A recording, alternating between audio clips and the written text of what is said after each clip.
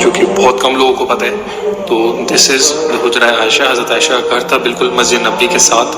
تو یہاں پہ وہ آرام فرمایا کرتی تھی, یہاں رہا کرتی تھی. اینڈ آپ صلی اللہ علیہ وسلم نے بھی اپنا آخری وقت اسی جگہ پہ گزارا تھا. تو یہ وہ جگہ تھی جہاں پہ آپ صلی اللہ علیہ وسلم ملاقات کیا کرتے تھے صحابہ اور باقی سب سے. اور آپ صلی اللہ علیہ وسلم نے جس جگہ پہ پردہ فرمایا اس دنیا سے وہ یہ جگہ تھی. تو جہاں پہ انبیاء اس دنیا سے پردہ فرماتے ہیں اسی جگہ پہ ان کی تدفین کی جاتی ہے. تو دیکھیے پورا تدفین کا عمل بالکل اسی لوکیشن پہ کیا گیا تھا اور اسی طرح بالکل سب کچھ سیٹ کیا گیا تھا.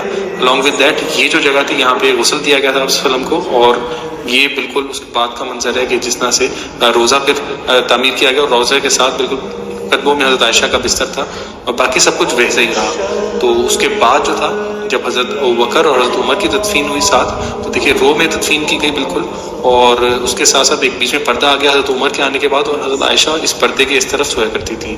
اور یہ آپ صلی اللہ علیہ وسلم کا روزہ تھا, یہ حضرت ابوبکر کی تدفین تھی اور یہ حضرت عمر کی تدفین تھی یہاں پہ, اور یہ صحابہ یہاں پہ نماز پڑھا کرتے تھے.